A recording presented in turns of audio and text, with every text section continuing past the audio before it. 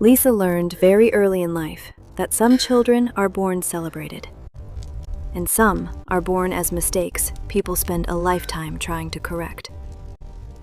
On the night she entered the world, her mother did not ask to hold her. Her father did not smile. The midwife would later whisper that the alpha gods themselves seemed to sigh in disappointment, as if Lisa's birth had ruined a prophecy no one ever told her about. Because she was not a son. Because she was not what they wanted. Because in their eyes, she was wrong. From her earliest memories, love was something Lisa watched other children receive from a distance, like a feast she was never allowed to taste. While other pups were pulled into warm embraces and praised for the smallest achievements, she grew up in a house where silence was sharper than any blade. Her mother spoke to her only to scold. Her father looked at her the way men look at broken tools. Useless, irritating, replaceable. Even the walls of her home carried the weight of that disappointment. The portraits of ancestors, strong males, warriors, leaders, seemed to glare at her as she walked past, reminding her that she would never be one of them. By the time she was 10, Lisa had mastered the skill of shrinking herself, of becoming small and quiet enough to avoid being noticed. She learned to fold her worth into tiny pieces and tuck them away where no one could accuse her of thinking too highly of herself. But everything changed the day the Alpha Prince spoke her name. Lucas. Handsome, charming, adored by everyone in the pack. He was everything she was taught she wasn't. Wanted, valued, chosen. The first time he smiled at her, she felt something unravel inside her chest. Not love. Not yet. It was something more dangerous. Hope. A fragile, trembling belief that maybe, just maybe, she wasn't born wrong after all. And when Lucas began seeking her out more often, when he asked her questions no one had ever cared to ask, when he laughed at her shy jokes and told her she had a kind heart, her world cracked wide open. Then came the day her parents found out. It was the first time her mother touched her without anger. The first time her father looked at her without disdain. They praised her, fed her well, brushed her hair, and told her she looked pretty. Pretty. A word she had never heard directed at her before. All because the prince had shown interest. For a girl who had grown up starving for affection, the sudden kindness was intoxicating. Lisa began to orbit her entire existence around Lucas, not because he demanded it, but because without him, she was nothing again. No one again.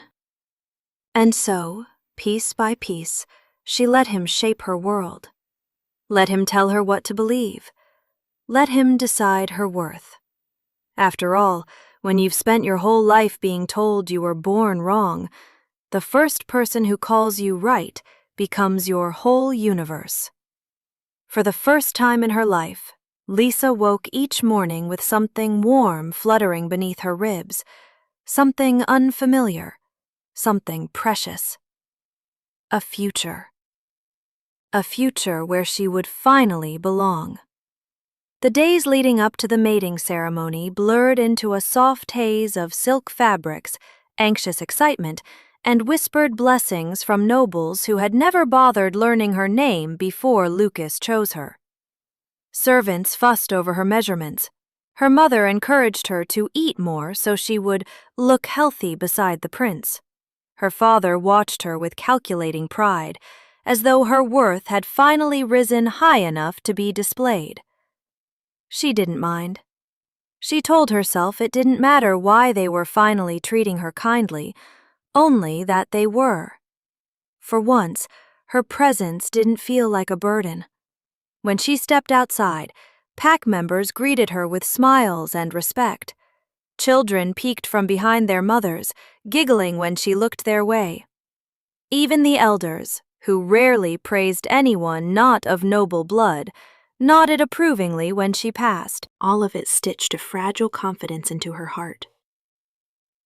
Each night, she lay awake, imagining the life ahead of her.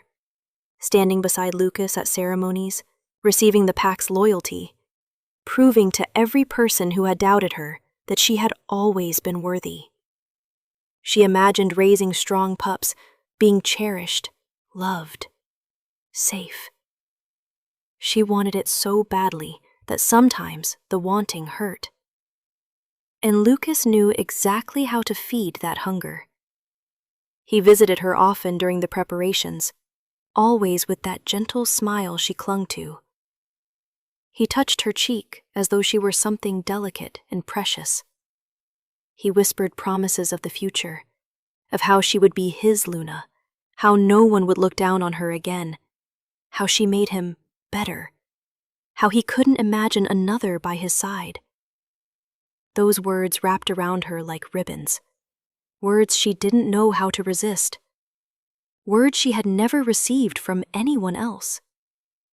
So when the whispers began, she ignored them at first. Whispers that Lucas spent too much time with a noble's daughter, Olivia, known for her beauty, known even more for her hunger for power. Whispers that the prince's visits to the training grounds lasted hours longer than necessary, that he returned smelling faintly of unfamiliar perfume. Lisa tried not to listen, but whispers have teeth, and they bit at her insecurities, until she found herself flinching whenever Lucas brushed against her. One evening, unable to hold the fear in anymore, she mustered the courage to ask him. "Lucas," she whispered, "people have been talking about you and Olivia." His expression didn't falter. If anything, he looked disappointed at her. "Lisa," he said softly, cupping her face, "you're letting jealous people get into your head again." Again. The words stung, even though he said it gently. "She's training for her initiation into the guard. I'm helping her. That's all." He brushed his thumb over her cheek. "You're my mate. You're the one I chose. Don't let rumors poison what we have." She swallowed the doubt, shame burning her throat. "I'm sorry," she whispered. "I shouldn't have questioned you." He smiled, soft, patient, indulgent. "That's my Lisa. Sweet, understanding. Not like those other girls who stirred trouble." Those words soothed her fears and tightened his hold on her. After that, she defended him fiercely. Whenever someone hinted at his infidelity, she smiled and insisted people were just jealous that the prince had chosen someone without noble blood.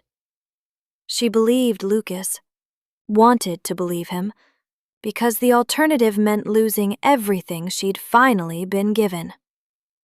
In her dreams, she saw herself walking down the ceremonial path, wolves howling in celebration, Lucas waiting with outstretched hands. She saw a lifetime of love, acceptance, worth, a future she had convinced herself she deserved. But the truth was a shadow growing larger behind her, waiting for the moment she would finally turn around and see it. The eve of the ceremony felt like a dream she was almost afraid to wake from. The moon hung full and bright over the kingdom, bathing the packlands in silver light. Nobles bustled through the corridors, preparing for the grand celebration. Her gown had been fitted, the ceremonial garlands braided, her future whispered about in every corner. Tomorrow, she would become the prince's mate. At least, that's what she believed. Lisa paced her room, hands trembling, not with fear, but excitement. She wanted to see Lucas one last time before the ceremony, just to reassure herself that this was real, that everything she had endured had led to this moment. So she gathered her courage, wrapped a shawl around her shoulders, and made her way to the prince's guest chambers. The halls were unusually quiet. A strange chill settled over her skin, but she told herself it was only nerves. She rehearsed what she would say. Imagined Lucas pulling her into his arms. Imagined him telling her he couldn't wait to mark her. Imagined... A sound drifted from behind the half-open door. A low moan. A breathy sigh. A soft, feminine giggle. Lisa froze, her heart stumbling into her throat. No. No, no, no. He said the rumors were lies. He said she was his. Her hand shook as she pushed the door open wider. Her world shattered like thin glass. Lucas was tangled in silk sheets, bare-skinned and flushed, his body pressed against Olivia, the noble's daughter whose name had haunted Lisa's thoughts for weeks. Olivia gasped, but not in shame, more in annoyance at being interrupted. Lucas didn't even startle. He didn't grab a sheet. He didn't reach for her. He didn't apologize. He merely turned his head, amber eyes flat, bored, as if she were an inconvenience. Lisa's breath stuttered, then broke entirely. Lucas? Silence. Then a sigh, exasperated, not guilty. Lisa, he said, irritation curling around her name like a slap. What are you doing here? Her knees weakened until she had to grip the doorframe to stay standing. I wanted to see you. Before the ceremony, I thought... Her voice cracked. Why is she... Olivia smirked, trailing a lazy finger down his chest. She came early, she purred. The room spun. Lisa pressed a hand to her mouth, trying not to choke on the betrayal clawing up her throat. Tears blurred her vision, turning the world watery and undefined. Lucas still didn't cover himself. Instead, he leaned back against the pillows, utterly unbothered, as if she were the one who had done something wrong. Lisa, he drawled, we've talked about your insecurity. This, he gestured to the bed with casual disdain, is exactly why people call you fragile. She flinched. He continued. I am an alpha prince. I do what I want. A few distractions before a ceremony are normal. His voice sharpened, slicing into her like a blade. You snooping around my chambers is not. Her tears fell faster. I wasn't snooping. I just wanted to see you. I thought you loved me. Olivia laughed. Lucas didn't. Don't be foolish, he said coldly. Love isn't required for a mating bond. Our ceremony will continue tomorrow because it is expected. But after that, he shrugged, indifferent. I owe you nothing. Her heart cracked, crushed, turned to dust. Lucas, please. His lip curled as though her pain offended him. You're embarrassing yourself. Go home. The final thread holding Lisa together snapped. She ran. Down the corridors, her shoes slapping against cold stone. Past the lanterns that blurred through her tears. Past nobles who stared as she fled like a broken spirit. Past everything she had ever believed about herself, about him, about her worth. She didn't stop until the palace was a distant shadow behind her, and the night swallowed her whole. She had never known heartbreak could make breathing feel like drowning. Lisa didn't remember how she reached her parents' cottage. Her feet were numb, her lungs burning, her heart tearing itself apart with every step. Branches whipped her skin as she shoved through the forest path, but she didn't slow. not until the familiar wooden door came into view. Home, if she even had the right to call it that. She stumbled inside without knocking, choking on tears, the taste of betrayal thick in her mouth. "Mother," she gasped, voice shattering. "Mother, please." Her mother turned from the hearth, brows lifting in irritation instead of concern. "Lisa? What nonsense! Why are you crying like a child? Tomorrow is your ceremony." Lisa collapsed to her knees, sobs bursting through the fragile dam of her chest. "I saw him, Lucas. He was with someone else. He said he owes me nothing. Mother, he—" Before she could finish, a sharp, humorless laugh cut her off. Her mother stared at her the way people stare at stains they wish they could scrub away. "Oh, Lisa," she said mockingly, "must you always ruin everything?" Lisa froze, breath caught mid-sob. Her mother stepped closer, voice dripping with disdain. "Do you realize the privilege you were given? Do you understand how rare it is that an alpha prince would choose you? And now, because you're crying over a little indiscretion, you want to throw it all away?" "A little—" Lisa's voice cracked. He was with Olivia. He told me he doesn't love me." "Love?" her mother scoffed. "Is that what you're whining about? Love does not put food on the table. Love does not raise your rank. Love is a luxury for girls who weren't born disappointing."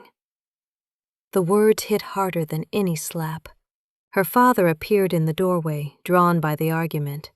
His gaze swept over Lisa, puffy eyes, trembling hands, heart in ruins, and he didn't soften, not even for a moment. "What is this noise?" Lisa tried to steady herself. "Father, I can't marry Lucas. Please, don't make me go back. He humiliated me. He doesn't want me. "Enough," her father snapped, stepping forward. "Lucas choosing you was the greatest blessing our family has ever received, and the only reason anyone looks at us with respect. You will not ruin that." Lisa shook her head, tears spilling fast. "He doesn't care about me. He used me. I can't—" "You will." His voice boomed through the small cottage, final and merciless. "You will attend that ceremony. You will become his mate, and you will keep your mouth shut about whatever you think you saw." Her mother crossed her arms. "Stop being ungrateful.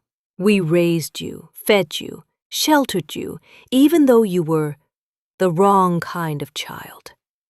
A sob tore from Lisa's throat. "I just needed comfort, just once." Her father's jaw tightened. "If you leave that prince, Lisa, if you embarrass us tomorrow, then you no longer have a home here." The world spun. Her heart fell cold. Her knees buckled again. "Father," she whispered, voice breaking in a way that sounded like a child begging for love. "Please don't say that." He didn't blink, didn't hesitate, didn't care. "Choose wisely," he said. "But know this. If you walk away from Lucas, you walk away from us." Silence crashed down. Her mother looked away, as though Lisa were already a stranger. Her father waited, unmoved. And Lisa felt something inside her splinter beyond repair. She had run from the prince who shattered her heart, hoping for arms that would catch her.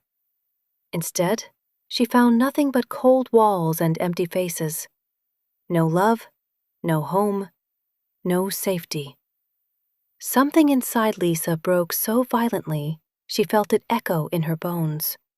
Her parents' coldness still rang in the air. Ungrateful, wrong child. No longer have a home. Their voices layered over Lucas's indifference, over Olivia's cruel smirk, over every whispered rumor she had tried so hard not to believe. Her chest tightened until breathing felt impossible. Then her wolf surged forward, not gently, not in invitation, but in desperation, a primal scream inside her soul. Before she realized what she was doing, her body blurred into silver-white fur, paws hitting the earth with a force that cracked the ground beneath her. She bolted from the cottage, from her parents' judgment, from the suffocating shame clawing at her throat. She ran.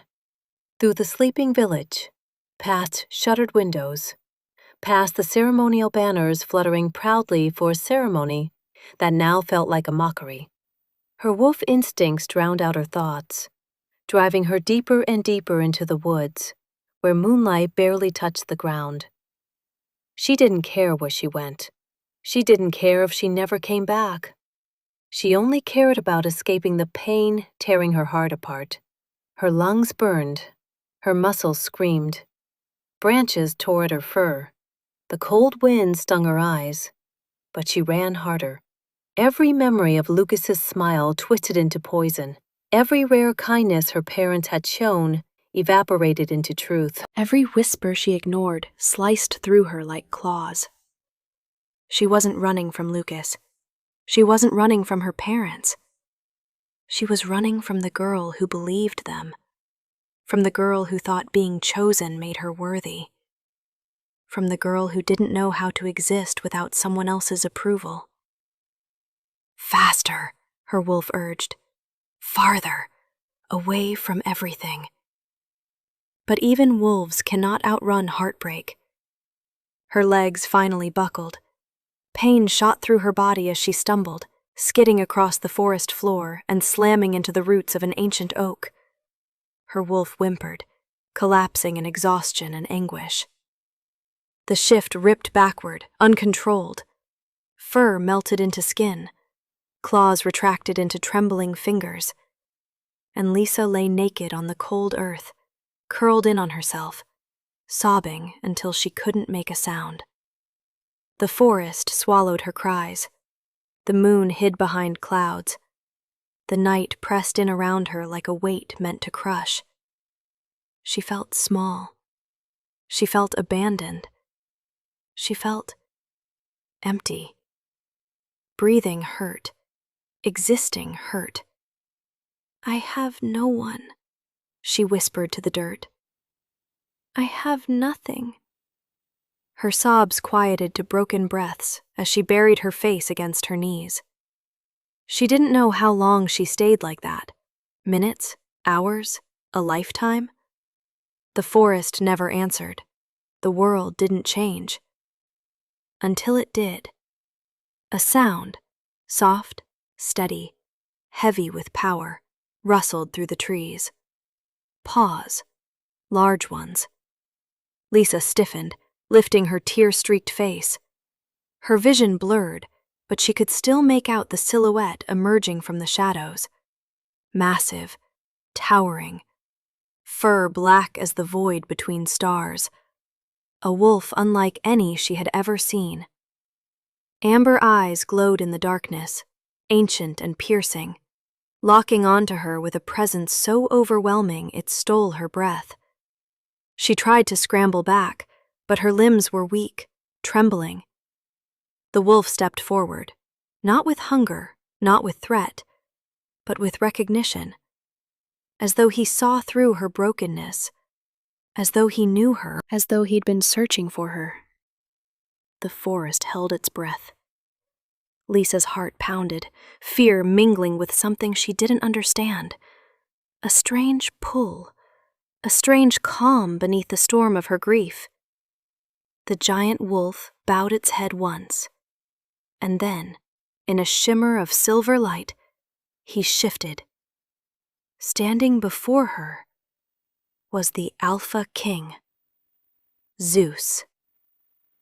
Zeus did not speak at first. He simply stood there, tall, broad-shouldered, carved from something older and stronger than the world around them. Moonlight caught in the strands of his dark hair, glinting like faint silver woven through shadow. Power radiated from him in waves, ancient, commanding, undeniable. Yet his gaze was soft, not pitying, not judging, soft, like the warmth of a fire after a night spent freezing. Lisa scrambled backward, arms wrapped across her chest, shame burning through her skin. She felt so small beneath him, so fragile, so exposed. Don't come closer, she choked out. Zeus didn't. He simply lowered himself to the ground a few feet away, moving with deliberate patience, as if approaching a wounded animal. He sank onto one knee, then sat beside her, not close enough to touch, but close enough for her to feel the weight of his presence easing the air around her. He stared ahead into the forest, giving her space to gather what remained of her dignity. "I frightened you." His voice was deep, low, smooth as storm clouds rolling over mountains. "That was not my intention." Lisa wiped her face with shaking hands, her breath shuddering. Why are you here?" Zeus exhaled slowly, as though the answer pained him. "I felt your wolf's distress," he said. "The forest carries the emotions of its pack, especially when they come from a heart breaking in two." Her breath caught. She didn't know if it was embarrassment or the crushing relief of being noticed, truly noticed, for once in her life. He turned his head slightly, amber eyes glowing faintly in the dark. "You ran as though the world had ended." Lisa swallowed hard. It did. Silence settled again, heavy but not suffocating. Zeus didn't rush her. He didn't demand explanations. He didn't prod at her pain the way others would. He simply sat with her. Minutes passed before she found her voice again. "You shouldn't see me like this. I shouldn't even be near you. I'm nothing." At that, Zeus finally looked at her fully, and the sadness, raw and unguarded in his eyes, almost undid her. "Do not say that," he murmured. "Not you." Lisa's lips quivered. A sob escaped before she could stop it, her body curling in on itself once more. This time, Zeus didn't stay silent. "My mate died many years ago," he said quietly, gaze drifting toward the treetops. "Her loss carved out a part of me I never reclaimed." His voice roughened, as though dusted with grief. "And Lucas," he hesitated. "My son lost more than a mother that night. He lost the softness that should have shaped him. I tried to be enough for him. I failed." Lisa blinked, stunned that a king, a legend in their lands, would speak so vulnerably. Zeus continued, voice threaded with regret. "I watched him grow colder, sharper, resentful of every command, every expectation." His jaw clenched. "The boy I raised became a man I barely recognize." Lisa hugged her knees tighter, tears slipping down her cheeks. "He told me I was nothing to him." Zeus closed his eyes briefly, a muscle tightening in his jaw. "He should never have said that, and he should never have treated you the way he did." His voice carried a quiet fury, not at her, but at his son. For the first time since her world collapsed, someone wasn't telling her to forgive Lucas, or to accept it, or to be grateful anyway. Someone was agreeing, truly agreeing, that she had been wronged. Lisa's breath hitched. Everyone keeps telling me it's my fault, that I'm ungrateful, that I should be thankful he even looked at me. Zeus turned toward her, and the power in his gaze trembled through her bones. They are wrong, he said firmly. Not a whisper, not a gentle correction, a conviction. You deserved kindness, he continued. You deserved loyalty. You deserved a family that protected you, not used you. His voice dropped lower, a vow carved into the air.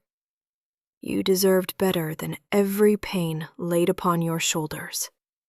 Lisa's face crumpled.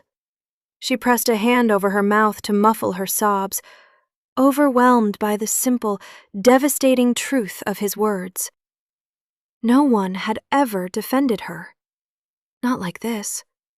Not with this kind of certainty. Zeus looked away again, giving her privacy even in her breakdown. I have carried loneliness for a long time, he admitted. But tonight, when I felt your wolf cry out, it felt familiar.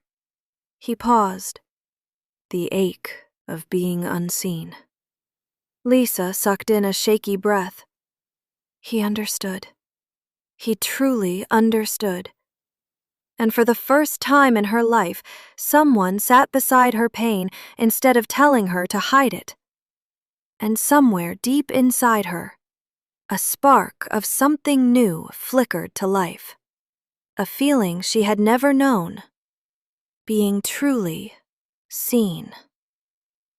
Dawn rose quietly. Too quietly for a day that would shatter a kingdom. The ceremonial grounds overflowed with wolves in their finest garments, silks, leathers, embroidered cloaks, all shimmering beneath the morning sun. Banners bearing the royal crest draped from every pillar. Musicians tuned their flutes and drums. Elders murmured prayers to the moon goddess. To the kingdom, today was a celebration. To Lisa, it was an execution she refused to die in. She walked into the hall draped in white ceremonial robes, her hair woven with silver threads. Gasps followed her, some in awe, many in judgment. But she didn't hear them.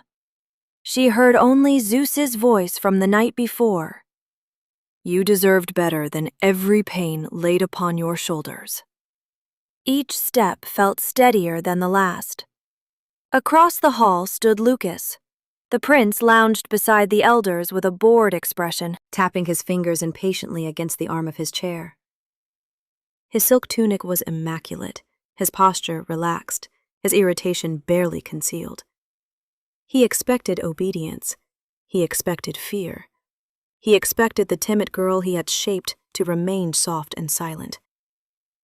Lisa stopped before him.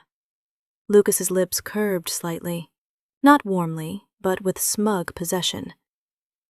You caused quite a scene last night, he murmured under his breath, too low for others to hear.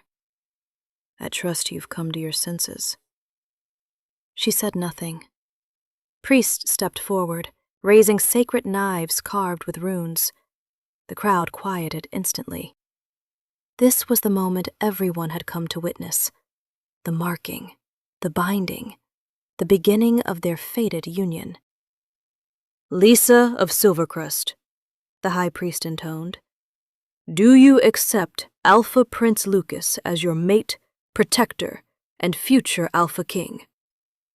Lucas turned toward her, smug satisfaction flickering across his face. She looked into his eyes and saw nothing worth saving. Not love, not remorse, not even shame. Just entitlement. Lisa inhaled. The hall waited, breath held. I do not, she said. Her voice rang so clear, so steady, it cracked the silence open like an earthquake. Gasps erupted, shouts followed. A noblewoman dropped her ceremonial bowl in shock. Lucas stared at her, confused laughter bubbling out, as though he had heard a joke incorrectly. Lisa, This isn't the time. She lifted her chin. Her voice rose again, stronger. I reject you, Lucas. As mate, as prince, as anything. Chaos detonated. Her mother slapped a hand over her mouth in horror. Her father shot to his feet, face twisting with fury. Elders began shouting about tradition, punishment, disgrace. Lucas's face transitioned from amusement to confusion, to humiliation so sharp that even the air trembled. You can't reject me, he hissed, taking a step forward. Do you know what this means?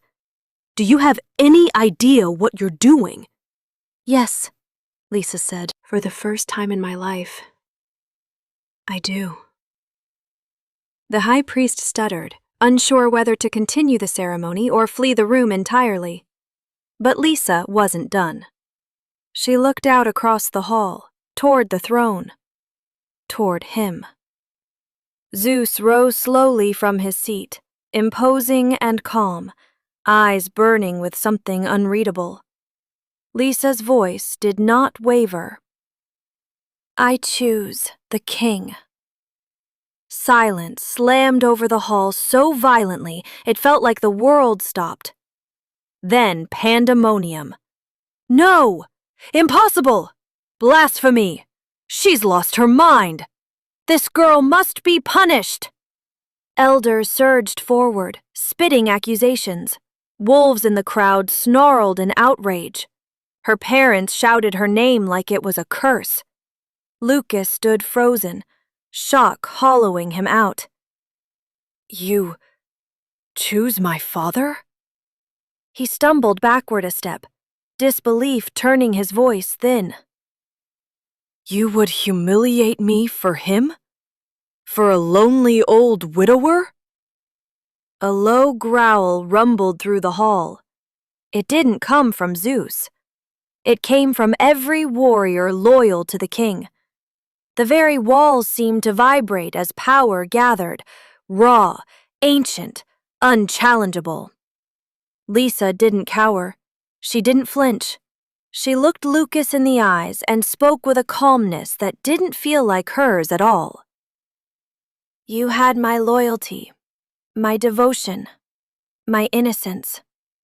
A pause. You threw them away. Lucas's mouth opened, but no sound emerged. Then Zeus moved. He descended from the throne, each step shaking the hall. Nobles fell silent.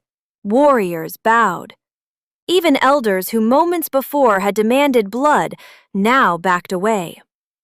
Zeus stood beside Lisa, towering, immovable, his dominance filling the hall with a weight that crushed every whisper into dust. Wolves who moments earlier screamed for punishment now bent their heads instinctively, spines bowing to the force of the king's aura. Lucas stood rigid, trembling with humiliation, but no longer daring to speak. Zeus turned, sweeping his gaze across the hall. His amber eyes glowed with a warning older than the kingdom itself. If any man or elder believes Lisa unworthy of her choice, he said quietly, step forward. Not a soul moved. Even the air didn't dare shift. A single challenge against the Alpha King meant death. And everyone in that hall knew Zeus had not lost a battle in his lifetime. But this wasn't just dominance. This was declaration, protection, claim.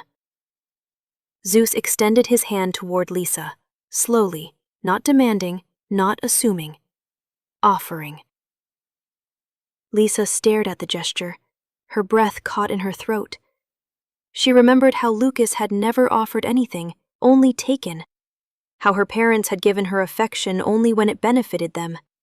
How every softness in her life had come with conditions. But Zeus, he asked without words.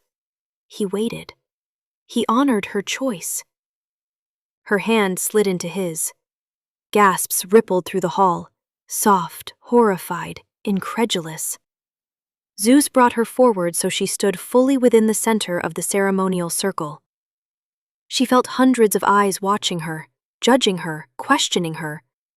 She felt the pressure, the scrutiny. But she did not feel alone. The high priest stood frozen, his ceremonial knife shaking in his hand. "My king," he stammered. "The bond, the rites. This is unprecedented." Zeus didn't look at him. "Begin the ritual." "But sire, begin." The priest nearly dropped to his knees, scrambling into position. Zeus turned to Lisa. "Are you certain?" Her heart pounded, but the answer came effortlessly. "Yes." Lucas let out a strangled noise. Her father cursed under his breath. Her mother whispered, "Shameless girl," like a prayer. Lisa ignored them all. Zeus lowered his head, brushing his lips against the place where her neck met her shoulder, the sacred point of bonding. His breath was warm, steady, grounding. Then he bit.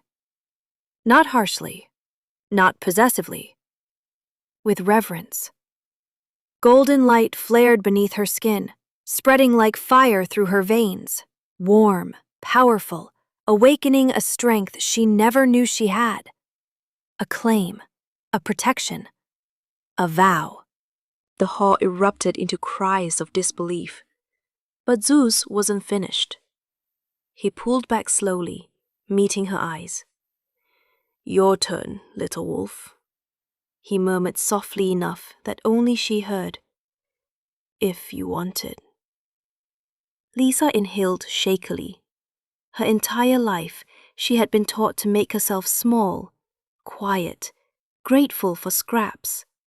She had never been invited to take something for herself. But now? Zeus bowed his head, exposing his neck. A king kneeling, not in submission, but in trust. It broke something open inside her. Lisa stepped closer. Her hands trembled, but not from fear. She placed her lips to his skin. Warm, battle-scarred, impossibly strong. For the first time in her life, she acted not out of obligation, but choice. She bit gently, marking him with her own vow. A collective gasp roared across the hall. No one had expected it. No one had believed she would dare. The bond ignited between them, golden threads weaving visibly through the air for a heartbeat before vanishing into their skin. King and mate, Alpha and Luna, chosen, accepted, equal. Zeus straightened, and the hall stumbled back under the force of his aura, which had grown even more formidable now that the bond was sealed. Beside him, Lisa felt steady, shielded, alive, safe. For the first time in her entire life, she felt truly, undeniably safe. Zeus placed a hand lightly, carefully against her back, guiding her with a gentleness that contradicted the raw power radiating from him. "My Luna," he said, voice carrying through the stunned chamber, "stands beside me. Anyone who would challenge her challenges the crown." Not a single wolf dared meet the king's eyes, and Lisa, who had come into the hall broken, now stood at the center of it with a strength she didn't yet recognize, but would soon grow into. The days after the ceremony unfolded like a dream she wasn't certain she had earned. Servants bowed when she passed. Warriors stepped aside to clear her path. The palace walls, once unreachable, once belonging to a world far above her, now opened for her like she belonged there. But Lisa could not silence the whisper of fear curled inside her chest. What have I done? What if I made a mistake? What if Zeus regrets choosing me? What if I am not enough? even for him. The murmurs in the kingdom reached her ears daily, some in awe, others dripping venom. Did you hear? The king marked her. She replaced the prince. She's nothing, just a common girl from a house barely worth naming. She must have bewitched him. No, the king saw something in her. I saw the way he looked at her.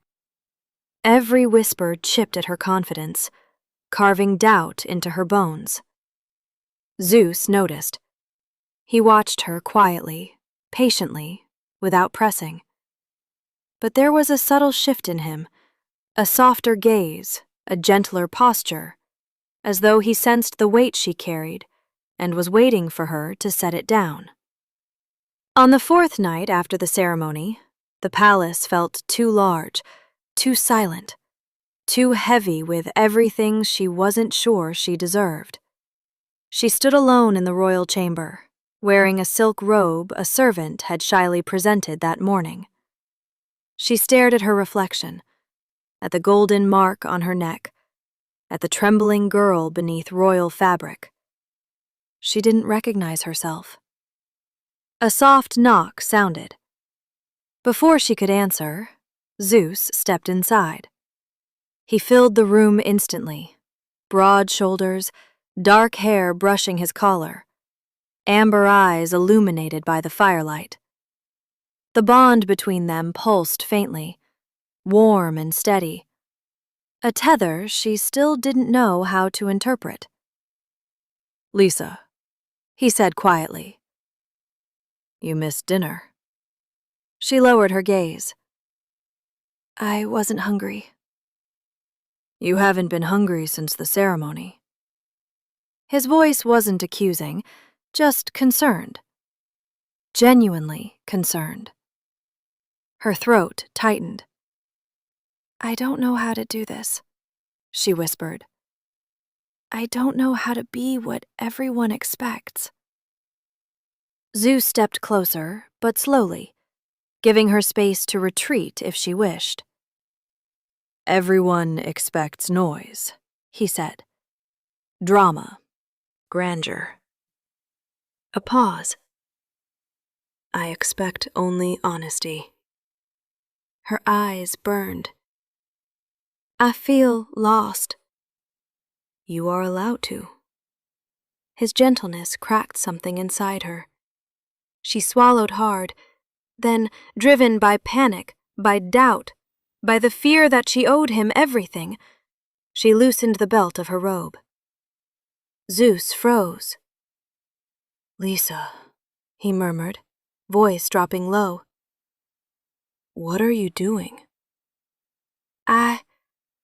She stepped forward, heart hammering. "You claimed me. I should give myself to you. I don't know how else to repay what you—" "Stop." His voice deepened, not in anger, but in a command drenched with protectiveness. Her breath caught. Zeus closed the distance and gently, so gently she barely felt it, retied her robe. "Do not offer yourself out of fear," he said softly, "or obligation, or gratitude. Your body is not a debt you owe me." Her lips trembled. "But Lisa." He lifted her chin, his thumb brushing away a tear she hadn't noticed falling. "I did not choose you to possess you. I chose you because you chose yourself for the first time in your life." Her knees weakened. Zeus exhaled, the sound deep and steady. "When you come to my bed, it will be because you want me, not because you think it is your duty." Her heart fluttered, warm, confused, overwhelmed. "But aren't you angry?" she whispered. "Most alphas would take what's theirs." "I am not most alphas," he murmured. "And you are not mine to take. You are mine to protect, until you decide what you want." His restraint was a foreign language to her. It scared her. It soothed her. It warmed her to her toes. Slowly, she nodded. Zeus stepped back, giving her room to breathe. "Would you like company tonight?" he asked. "Nothing more. Just someone to sit with you, if you don't wish to be alone." Lisa hesitated. Then she nodded again. Zeus said nothing, just moved to sit on the edge of the bed, shoulders relaxed, presence steady like a mountain at dusk. Lisa curled herself into the blankets beside him, not touching, but close enough to feel the comfort radiating off of him. For the first time in days, the tightness in her chest eased. Maybe she had chosen rashly. Maybe the kingdom was judging her. Maybe the future was uncertain. But Zeus was not a mistake. Zeus was not a punishment. Zeus was the one place she did not feel small. And slowly, very slowly, she began to trust the safety he offered. The king's chambers became a strange sanctuary in the days that followed. Vast, quiet, warm despite the cold stone walls. Lisa had never known a room could make her feel held, not by its size or its beauty, but by the presence of the man who shared it with her. Zeus did not hover. He did not push. He did not try to coax closeness she wasn't ready for. Instead, he created a space where she could breathe. He kept the hearth burning. He slept on the far side of the massive bed, never crossing the invisible line she hadn't known she needed. When nightmares woke her, he sat up silently, waiting, not touching, until she calmed. And when morning light spilled through the high windows, he asked only, "Are you ready to speak today, little wolf?" Some days, she wasn't. He never pushed. But on the 7th night after the ceremony, something inside her shifted. She sat beside him near the fire, knees pulled to her chest, watching the flames dance. Zeus was reading a parchment at his desk, but when he felt the tremor of her breath falter, he quietly set it aside. "Lisa?" he asked softly. Her voice cracked. "Why didn't anyone ever want me?" Zeus froze, not because he didn't know the answer, but because he understood too well the pain behind the question. She stared at the fire, eyes glossy. "My mother hated me since the day I was born. My father couldn't even look at me without disappointment. I think they would have preferred a stillborn over me." Zeus's jaw tightened, not in anger at her words, but at the cruelty she had survived. She swallowed hard. "I spent my whole childhood trying to be good enough, quiet enough, useful enough. Every time they ignored me, I thought, maybe I did something wrong. Maybe if I behaved better, they would love me." A tear slipped down her cheek. But nothing worked. Nothing ever changed. They only pretended to care when Lucas wanted me. Her breath hitched. And I believed him. I believed all of them. I thought being chosen meant I finally mattered. Zeus rose from his chair and came to sit on the rug across from her. Not too close, not too far. Just where she could reach him if she wished. "What you endured," he said quietly, "would have broken many wolves. But it did not break you." She shook her head. "It did." "No." His voice softened, deepened. "You bent. You endured. You survived. That is not breaking, Lisa." She pressed a hand to her chest. "Then why does it still hurt?"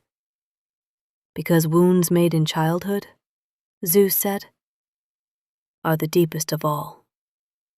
The fire crackled. Her breathing steadied. Lisa looked up at him, vulnerable in a way she had never dared to be with anyone. I don't know how to be someone a king should want. Zeus's expression softened in a way that made her chest ache. I do not want a throne-perfect queen, he said. I want the truth of you. A breath. All of you. Even the wounded parts. No one had ever said such words to her, words that didn't try to reshape her, only accept her. She wiped her cheeks, embarrassed by her tears. You don't even know all the ugly pieces yet. I will. His eyes gentled. When you are ready. That was when her last wall cracked open. She told him about the punishments, being locked outside in the snow for speaking out of turn, being denied meals for mistakes that weren't hers, being told she ruined everything simply by existing. She told him about the loneliness, the kind that lingered even in a room full of wolves, the kind that ate dreams before they ever formed. She told him about the years she spent believing Lucas was her salvation, because he was the first man to pretend she mattered.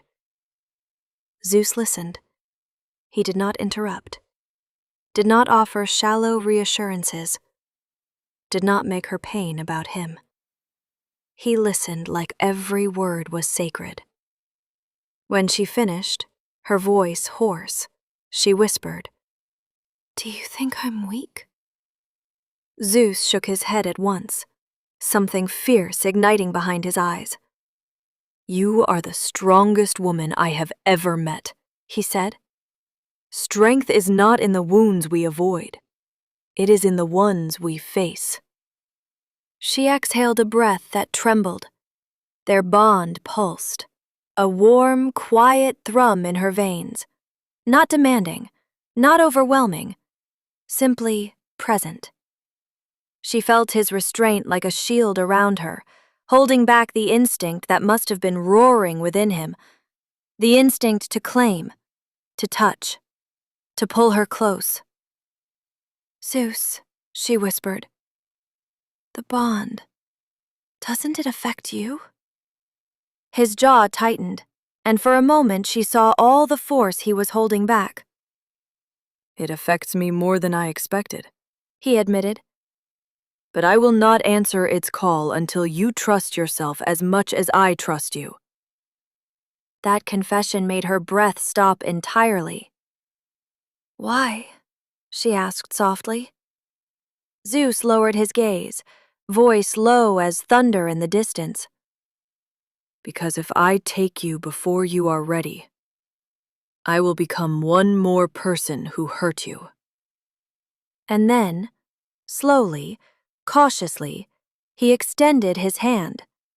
Not grabbing, not pulling, just offering. Lisa stared at it for a long time. Then her fingers brushed his, and Zeus's breath hitched, a sound so subtle she wasn't sure she truly heard it. Their hands rested together, barely touching, yet it felt like worlds shifting. Lisa whispered, Thank you for not rushing me.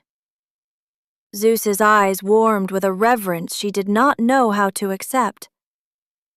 For you, he murmured, I can wait a lifetime. Trust blossomed inside her, not sudden, not complete, but real. And for the first time, she began to believe that healing was possible. In the chambers of a king who refused to take from her what she was not ready to give. Healing did not come all at once. It came quietly, like the first warmth of spring after a brutal winter, subtle enough that Lisa barely noticed it at first. But the palace noticed. The court noticed.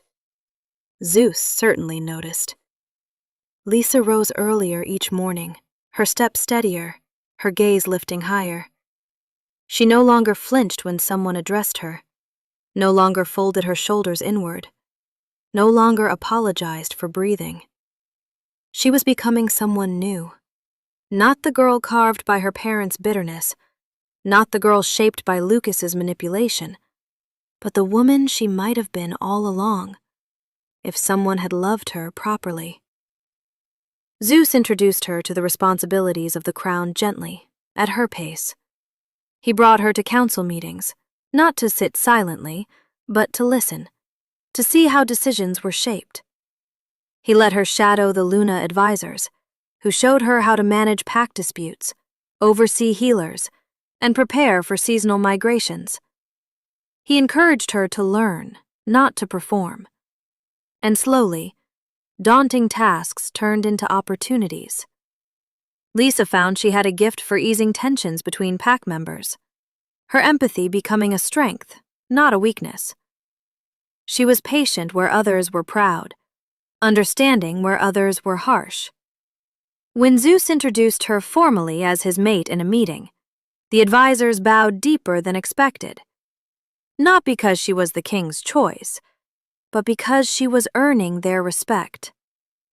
For the first time, she began to respect herself.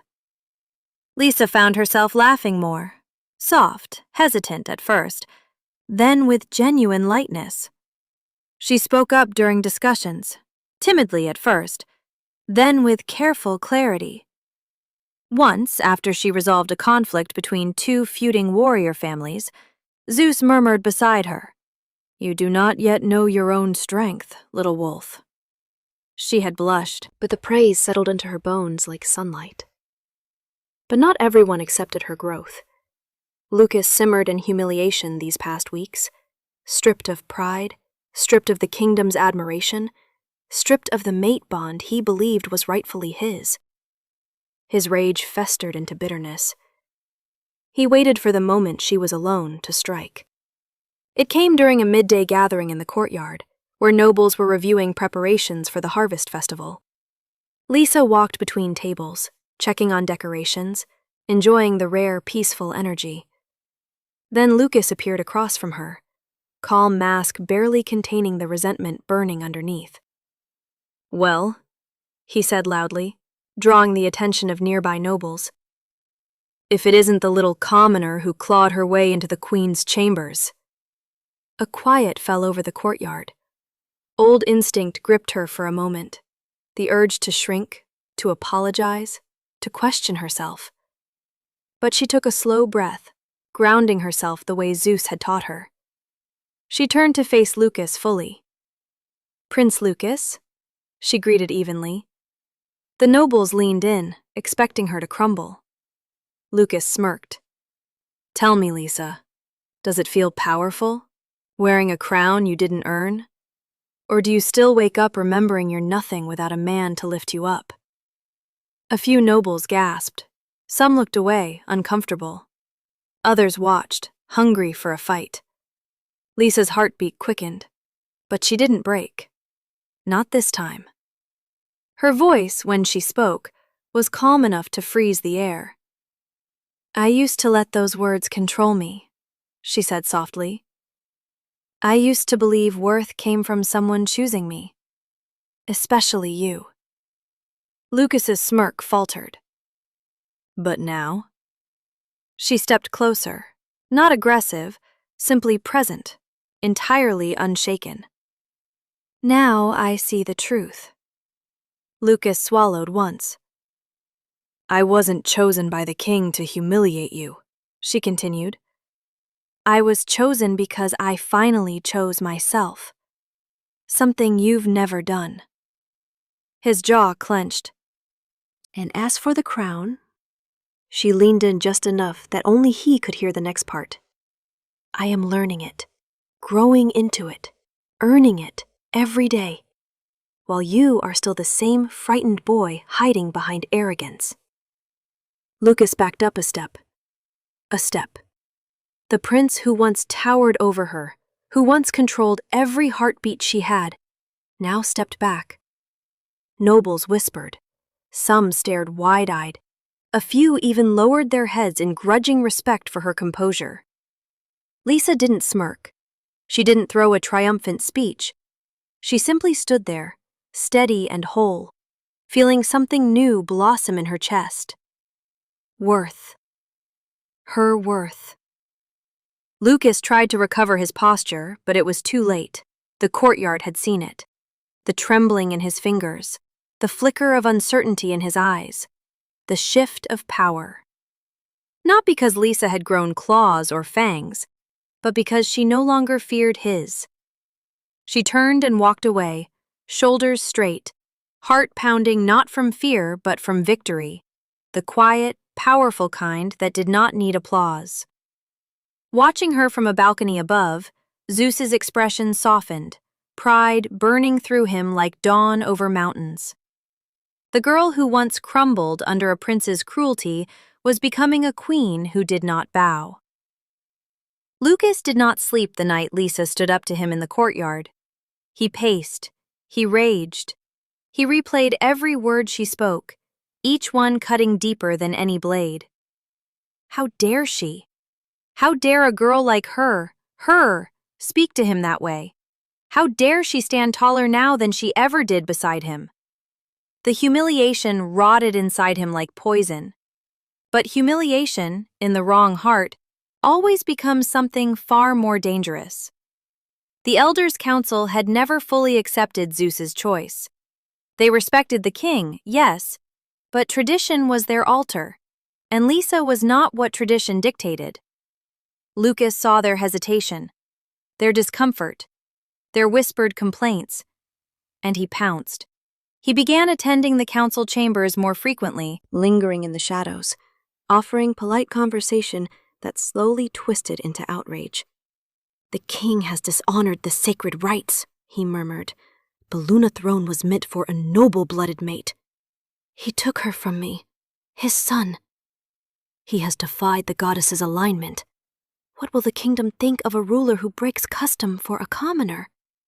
The elders were easy prey. Some had lost influence under Zeus's firm rule.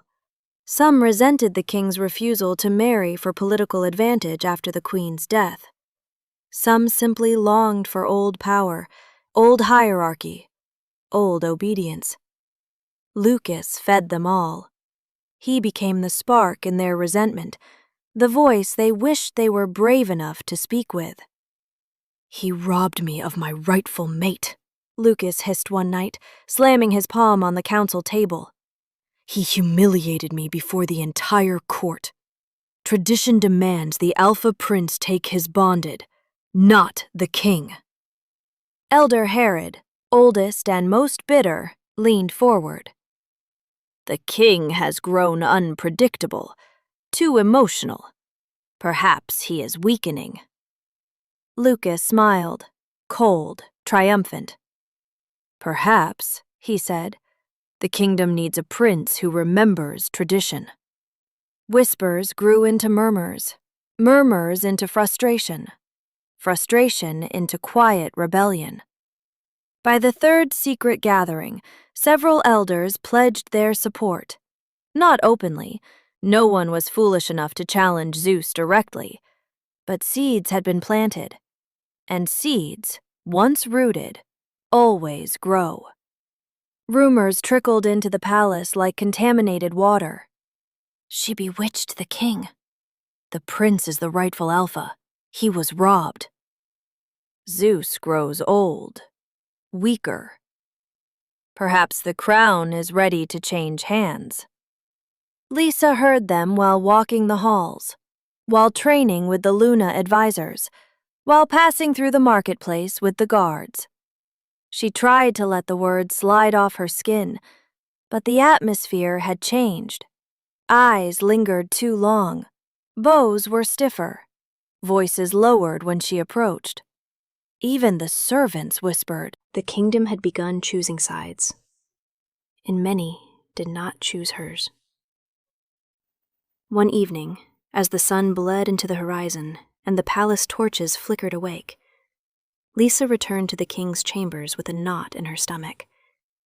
She found Zeus by the balcony, arms crossed, staring out over the kingdom he ruled with strength and solitude. He turned when she entered. "You feel it too," he said softly. Lisa nodded. Something was shifting, growing tight like a rope pulled at both ends, The air carried unease. The corridors hummed with unspoken conflict. She approached slowly. Lucas won't let this go. No, Zeus murmured. He won't. A sad, almost weary shadow flickered in the king's eyes. I raised him to be strong, but bitterness has made him reckless. Lisa's chest tightened, not with fear, but with understanding. Lucas wasn't just a prince. He was a wounded son acting from pride and resentment. What will he do? She whispered. Zeus exhaled deeply. What wounded wolves always do, Lisa. She swallowed hard. Fight. Zeus's gaze locked with hers. Yes. Silence hung between them.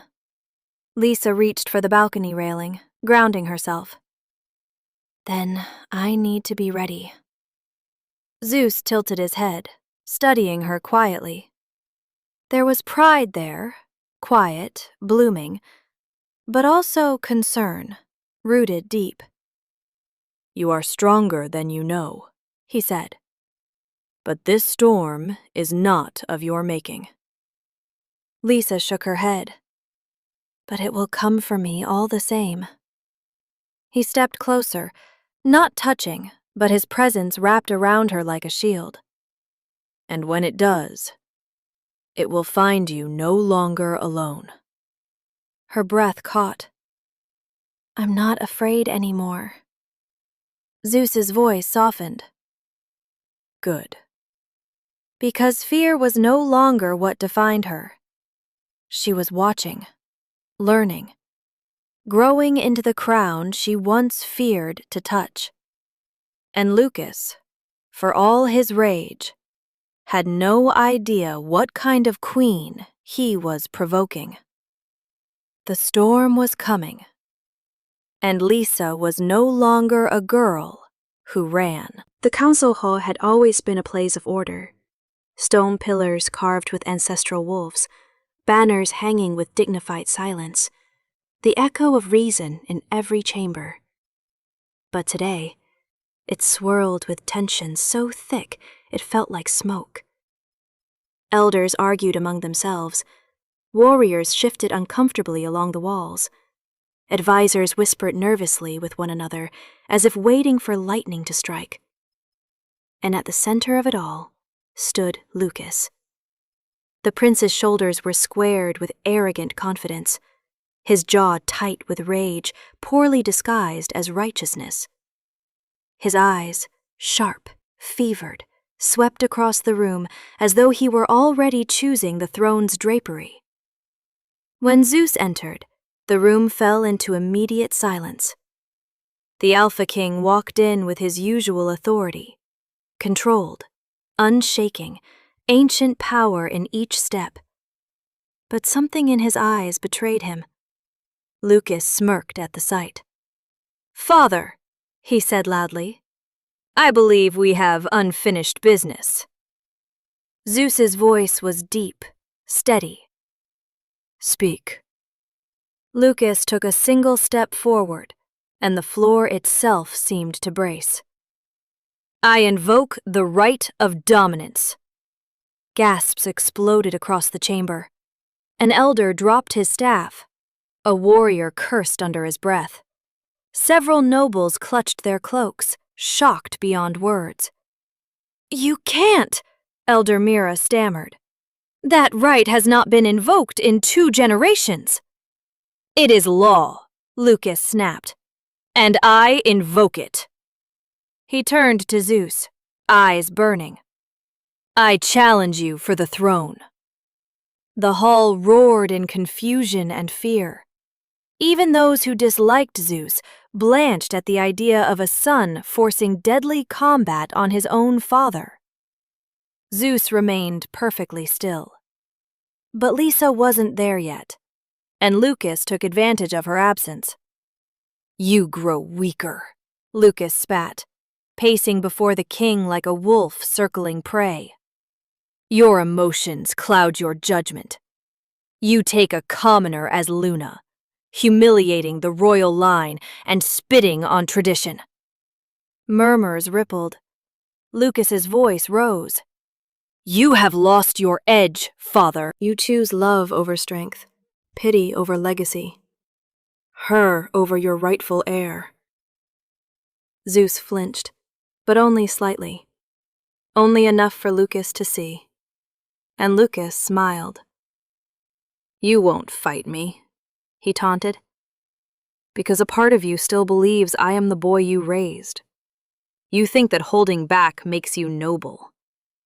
He barked a bitter laugh. It makes you weak. Zeus's expression hardened, but something inside him held still, torn between two identities, king and father. That hesitation emboldened Lucas.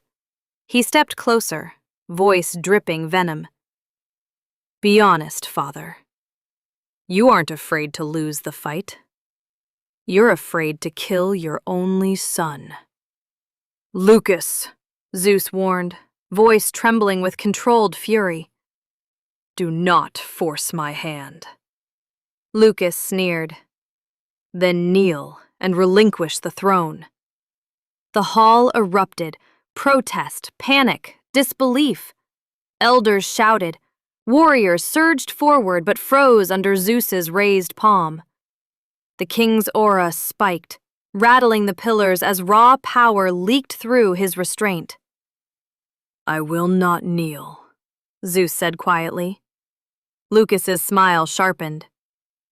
Then you will fight me. Zeus's fists clenched. I will not strike my own blood. Lucas turned dramatically to the court, raising his arms. See? Even now, the king refuses to lead. He refuses to defend his crown because his heart is chained to a weak, unworthy. He was about to say her name, but the hall's great doors opened, and Lisa stepped inside. She did not enter in panic. She did not rush. She did not cower. Lisa walked into the council hall with the quiet regality of someone who had finally found the center of herself. Her gown flowed behind her in soft ivory waves, her hair braided with silver thread befitting a Luna. The golden mark on her neck gleamed beneath the chandeliers. Every head turned. Even Zeus inhaled sharply. Lucas's smirk faltered.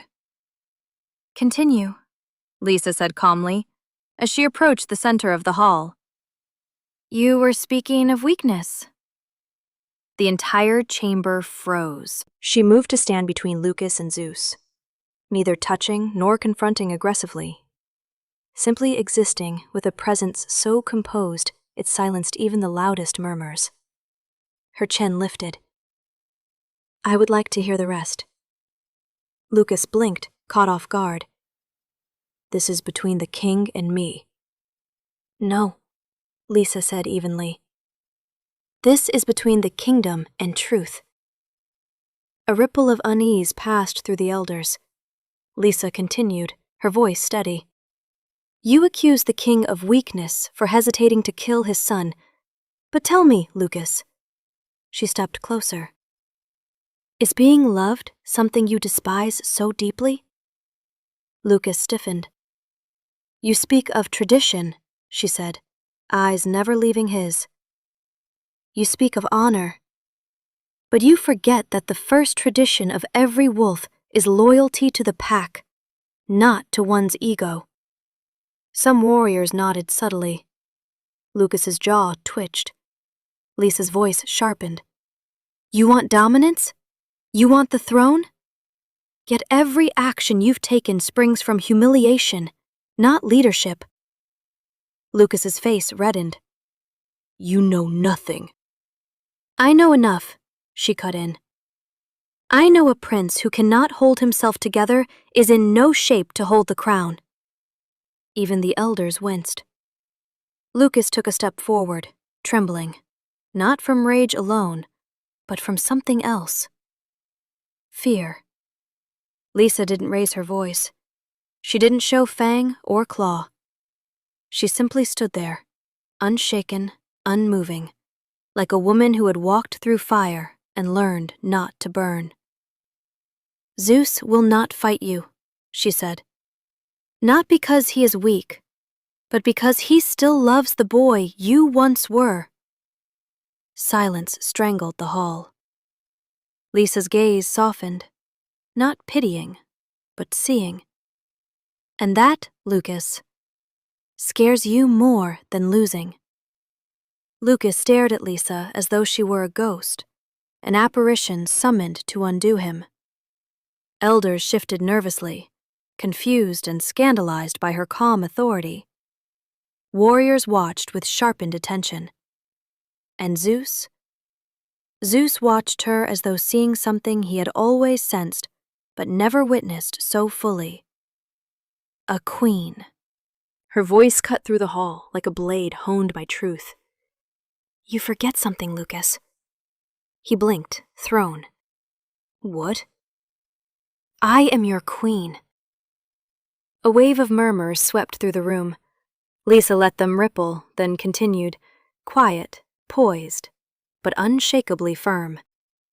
"And also your stepmother." The hall erupted. Gasps burst like wildfire. Elders stood horrified. Warriors stiffened, stunned. Even Zeus inhaled sharply, not in disapproval, but in awe of her courage to claim the truth out loud. Lucas's face drained of color. You dare," he sputtered, trembling with outrage and disbelief. "You are nothing of the—" "Finish that sentence," Lisa said gently, "and show the council exactly how little respect you have for the king's bond." Lucas's jaw snapped shut. Lisa nodded, acknowledging his silence. "Good." She took another step forward, placing herself directly in the center of the hall, a single woman standing against centuries of tradition, resentment, and hypocrisy. Her gaze swept the elders. "You scold me for breaking tradition," she said. "Yet you had no issue approving my mating with Lucas, though he had already broken the bond long before the ceremony." The elders stiffened. Lisa lifted her chin. "Yes," she said loudly enough for every corner of the chamber to hear. "Prince Lucas was unfaithful to me before our mating ceremony." Elder Herod's mouth fell open. Lisa continued, tone steady as steel. "He chose another woman. Repeatedly.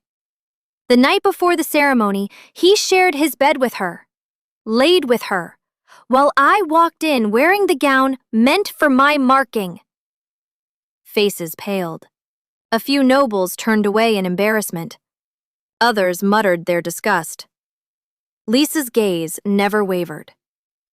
"And when I confronted him," she said, "he blamed me, called me insecure, told me that as an alpha, he could do as he pleased. He said the ceremony would occur only for obligation, and afterward, he would owe me nothing." Gasps. Outrage. Some elders who had supported Lucas exchanged frantic glances. Lisa pressed on. "You claim I insulted tradition," she said, her tone tightening. "But tell me, where is the tradition that allows a future alpha to betray his mate openly, to shame her, to treat her as disposable?" Herod stammered.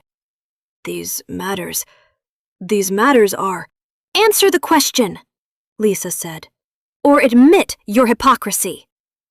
The older wolf's mouth snapped shut. Lisa turned back to Lucas. He flinched, because for the first time, he understood that she held the truth like a blade to his throat. "You wanted this council to see Zeus as weak," she said. "But what they see now is you." She paused, letting the silence strike.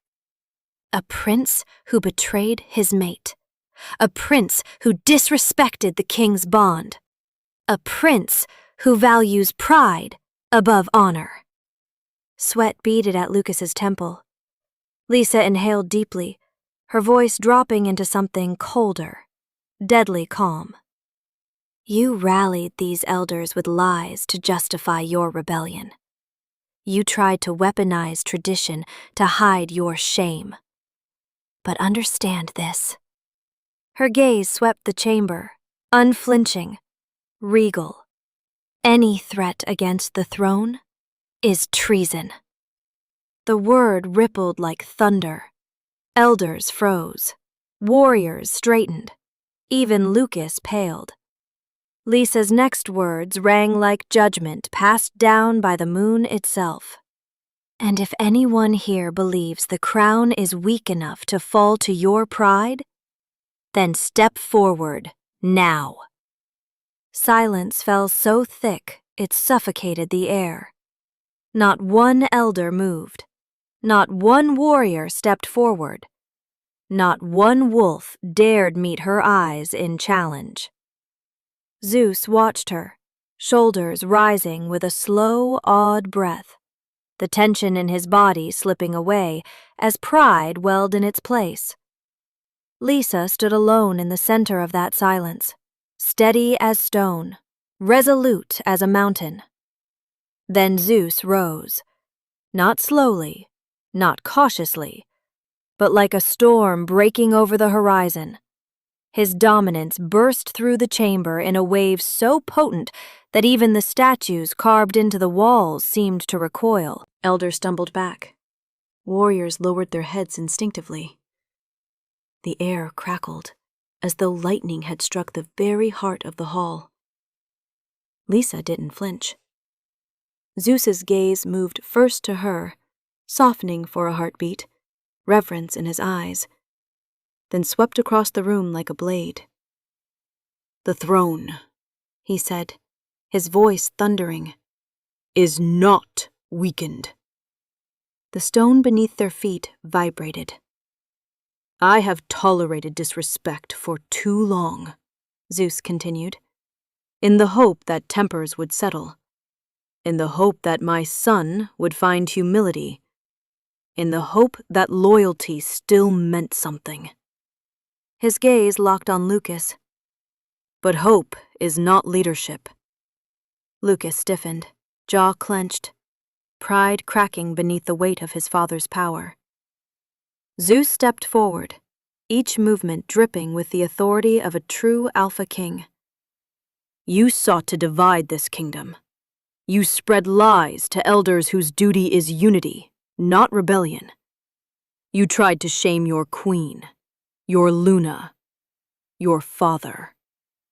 Lucas opened his mouth, but Zeus's aura slammed down like a physical force.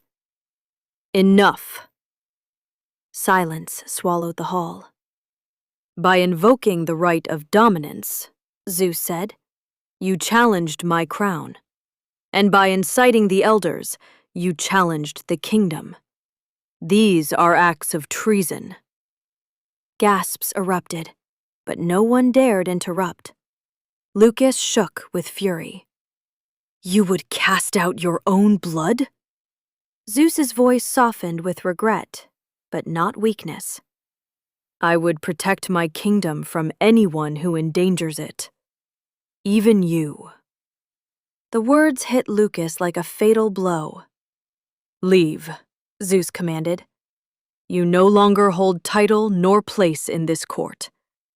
Until the day you learn humility, you are exiled from royal grounds." Lucas's breath stuttered, rage twisting through him. But faced with the king's dominance, he had no choice. He turned sharply, storming out as whispers rippled in his wake.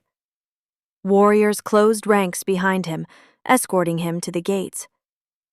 The prince who once believed he owned the future left in disgrace. The truth spread quickly, first among the court, then through the villages, then across the packlands like wildfire. Lucas's betrayal, Lisa's rejection, the noble girl in his bed, his rebellion against the king, his humiliation at the queen's hands. And the kingdom responded. Some wolves seethed at his arrogance. Others condemned his attempt to dethrone his father. Many turned away entirely, ashamed they ever supported him. The tides had shifted. The throne stood restored. The kingdom knew its queen. But not everyone waited long to change their loyalties. 2 days after Lucas's exile, Lisa was in the palace gardens, learning ceremonial rites from the Luna advisor, when she heard frantic footsteps behind her. She turned. Her parents. They looked older than she remembered, perhaps because, for the first time, she saw them without the veil of longing that once softened their cruelty. Their clothes were simple, dusty from travel. Their faces were pinched with worry. Her mother rushed forward. "Lisa!" Lisa lifted a hand. Her mother froze mid-step. "We came to apologize," her father said quickly. "We were wrong. We panicked. We shouldn't have spoken so harshly." "Harshly?" Lisa repeated, voice quiet, dangerous. Her mother wrung her hands. "Please, we didn't mean any of it." "You meant every word," Lisa said, "especially the ones that hurt." Her father tried again, voice trembling. "We only want our daughter back." Lisa stared at them for a long moment.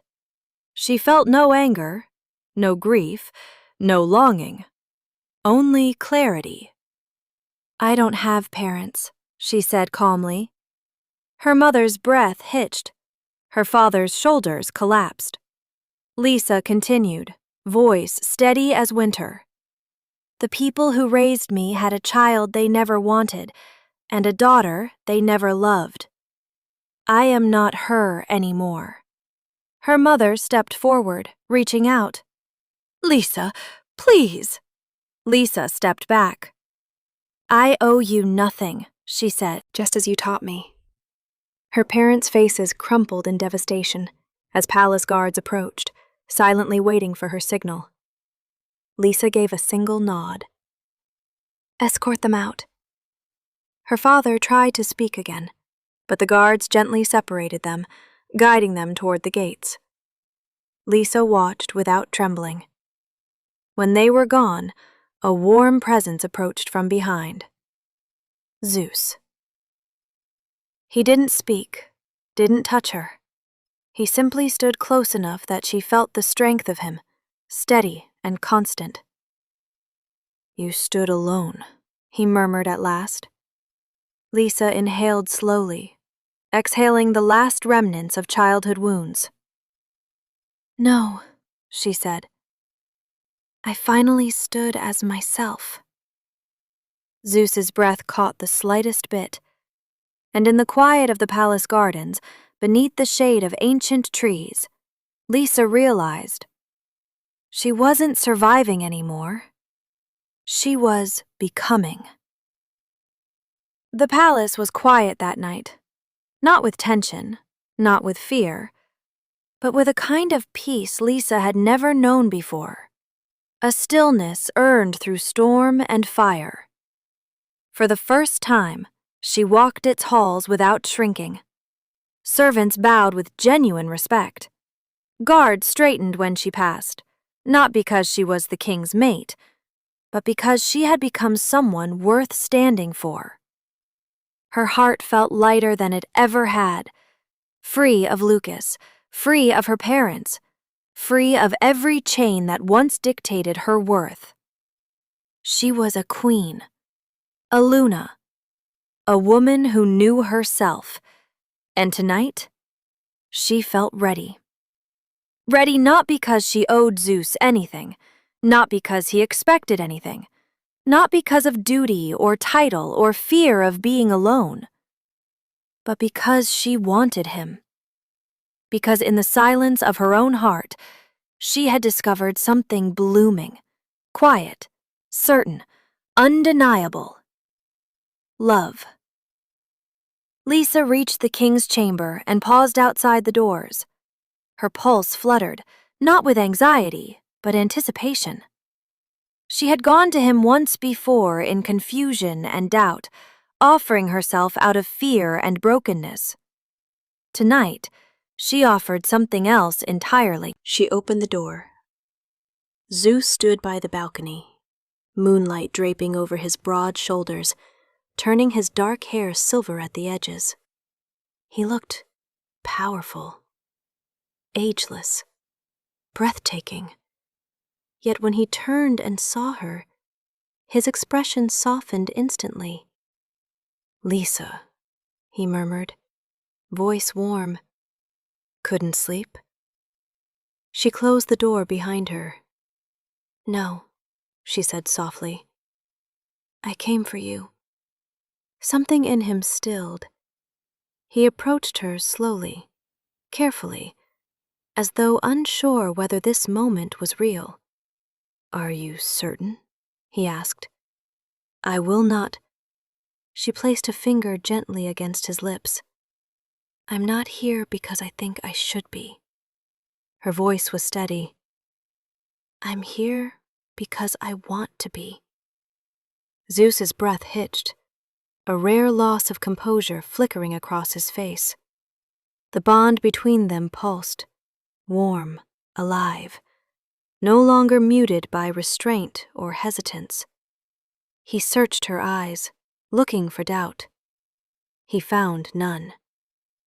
"Lisa," he whispered, "I need you to understand.